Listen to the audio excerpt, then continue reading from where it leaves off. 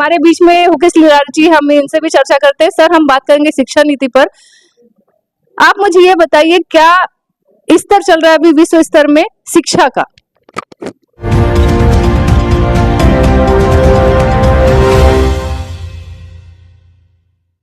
शिक्षा के क्षेत्र में यदि मैं बात करना चाहूँ तो सबसे पहले मैं आपका और आपके चैनल का धन्यवाद करना चाहूँगा। बहुत अच्छा सवाल किया है आपने, मेरे काबिल ही सवाल किया है।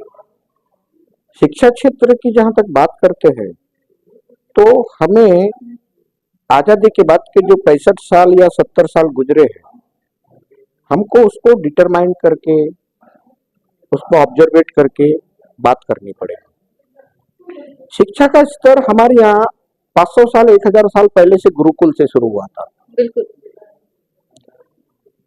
कुछ दिनों के बाद में गुरुकुल को बंद कर दिया गया, फिर अंग्रेज आए, मुगल आए, अंग्रेज आए। अंग्रेज के बाद में अमेरिकन शिक्षा प्रणाली, अंग्रेजों की शिक्षा प्रणाली यहाँ लागू हुई और वो शिक्षा प्रणाली आज तक भी हमारी चल रही है।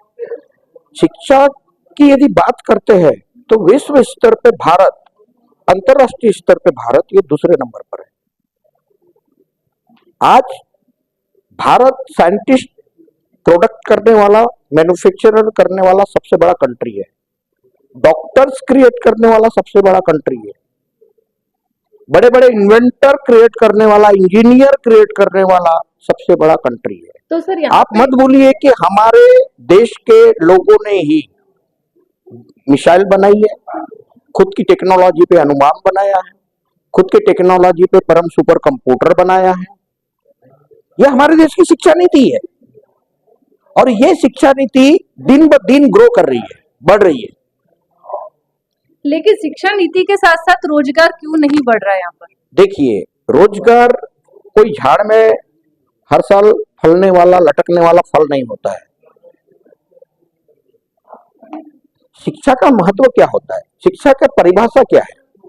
What is education? Education does not make you a wise how to live in society, how to live in country. उसका अभिप्राय ये होता है।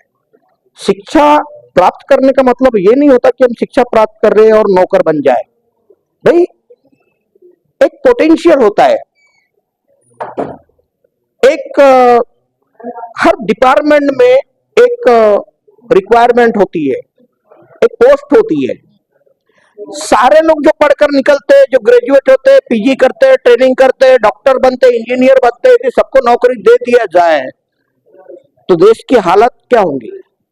उनको सैलरी भी तो देना है, उनको बोनस भी तो देना है, उनको ग्रेजुएटी भी तो देना है, उनको जीपीएफ भी तो देना है। मतलब एक आदमी को यदि कोई नौकरी देता है गवर्नमेंट, तो उसके पीछे कितने करोड़ रुपए का गवर्नमेंट पे बोझ आता है। तो उस देश की इकोनॉमी उसको एफोर्ड करती है क्या? यदि एफोर्ड नहीं कर सकती है तो उसके आधार पे शिक्षा नीति में, रोजगार नीति में आमूलाग्र वो करते रहते हैं, एडजस्टमेंट करते रहते हैं। आपने अभी अभी एक हमारे भाई से पूछा कि मध्य प्रदेश लोन पे चल रहा है, कर्ज पे चल रहा है, देश कर्ज पे चल रहा है।